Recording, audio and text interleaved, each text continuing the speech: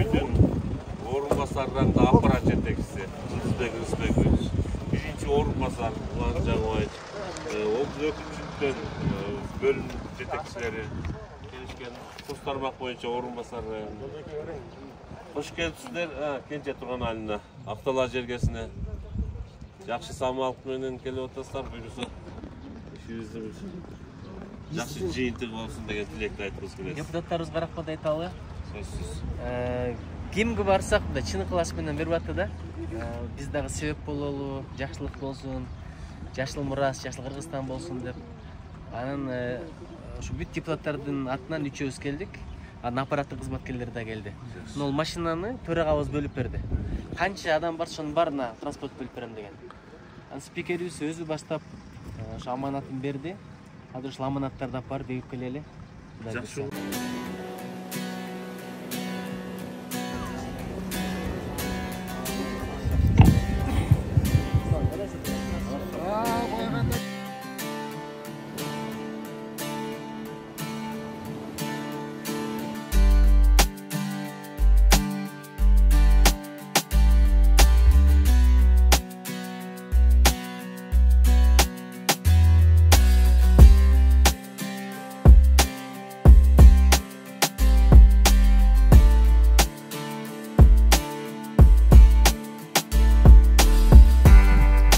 Assalamu alaikum, урматтуу мекендештерим, апалар, аталар, инилерим, карындаштарым, эжелерим, бир туугандарым, урматтуу райондун акими, урматтуу айыл өкмөтүнүн башчысы, облустун өкүлдөрү.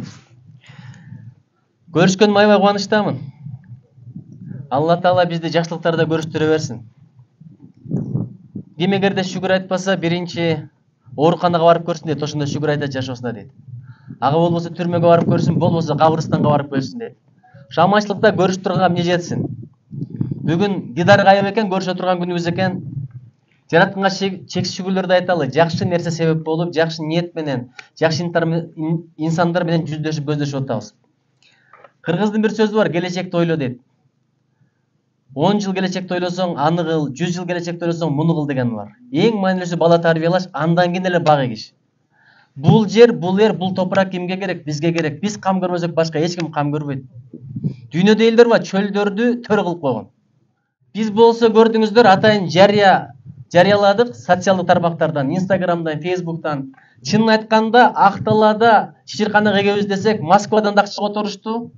Казандан, Казакстандан, Америка, Туркиядан, Оштон, Өзгөндөн, Таластан, Жалал Абадтан бардык жактан которушту. Эң кызыгы адамдар ушунчалык ыкыластуу экен, 30 сом которгону болду, 20 сом которгону болду. Анан Кыргыз Республикасы Жогорку Кеңешинин депутаттарына кайрылсак, ушунчалык жакшы колдоп берди, эң сонун иштеп. Анан сурап атышат көпчүлүк, эмне үчүн Актала? Мен айттым, Актала азамат экен. Көрүнгөн жерге алып барып жөн эле көчөттү отургузуп коюп, анан кетип калсаң, эртең мал жеп кетет. Сугарбай койсо куурап калат. Анын баары показуха болот. Булар чын ыкылас менен нейтралдык айыл өкмөтүнө караштуу территорияны табыптыр. Бул бир. Экинчиси, мал кирбегиде кылып туруп, ороптур, кашалаптыр. Айыл өкмөтүнө, бул жакта турган акимге чоң рахмат, сиздерге чоң рахмат. Эл туура жетекчисин тандаган, туура иштеткен, туура талап койгон, ынтымак болгон үчүн жараткандын берекеси келип атат. Үчүнчүдөн суу алып келиптир. Төртүнчүдөн мен карайм, мен жоопкерчиликти алам деген кишилер туруп атат. Депутаттарыбыз жардам берди. Бардык депутаттардан 2377 көчөт жардам болду. Кеңештин депутаты Венера Раймачаева, өзүңүздөр билесиздер, Венера Раймачаева Жогорку Кеңештин социалдык комитетинин төрайымы.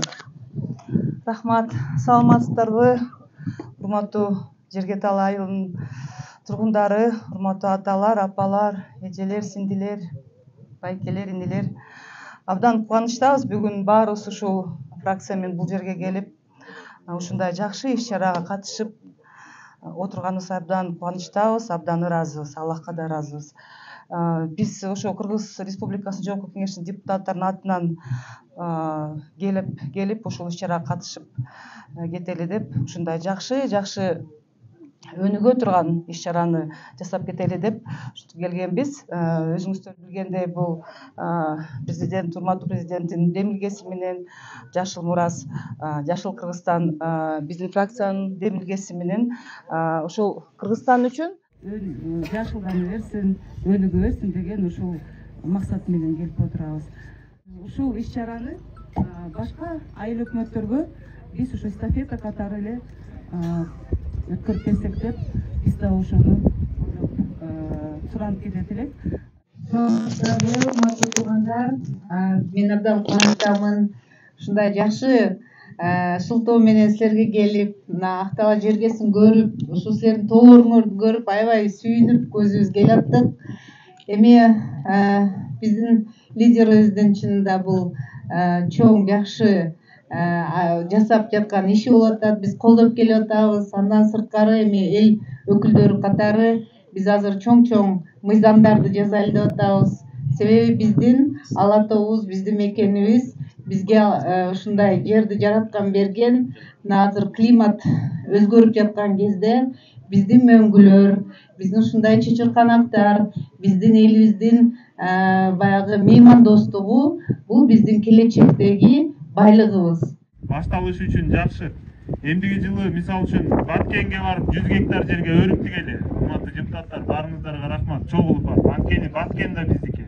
Андан кийинки жылы Ошко бадам тигели. Кайсыл жака кайсыл культура жакшы өсө турган болсо, ошону. Ой, Азамат.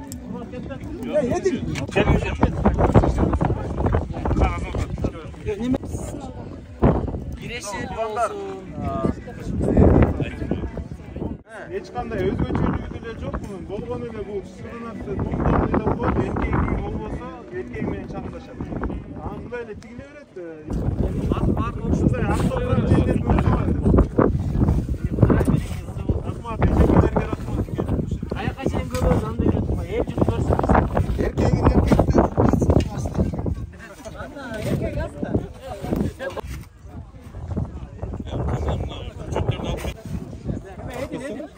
Көчөттөрдөн бияка. Бүгүн учурашкандай туруп атасыздар.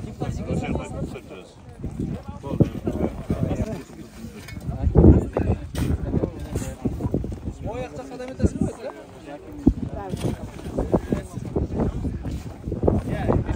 Ретинде жогорку кеңеш тарабынан кабыл алынган токтом. Мунун өзгөчөлүгү мамлекеттик бюджеттен эмес, элден, журттан, спонсорлордон каражат топтоп, андан кийин көчөт отургузуп Кыргызстанды жашылдандыруу.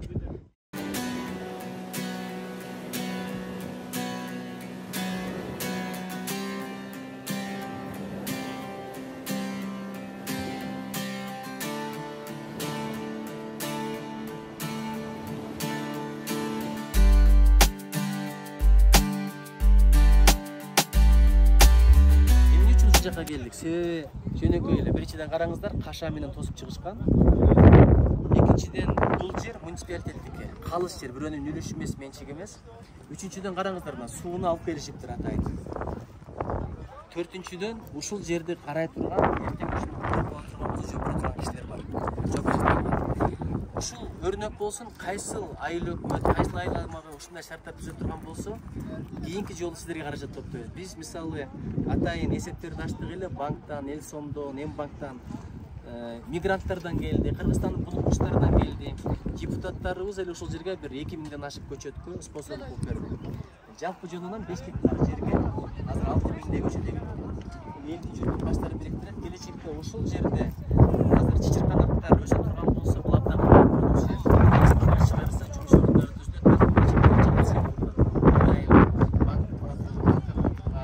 варенье жасай турган, упаковка кыла турган, сот жасай турган, айтор сиздерден суранат элем, ушундай шарттар түзүңүздөр, балким кийинки Жашыл Кыргызстан долбоору сиздин айылыңызда болот.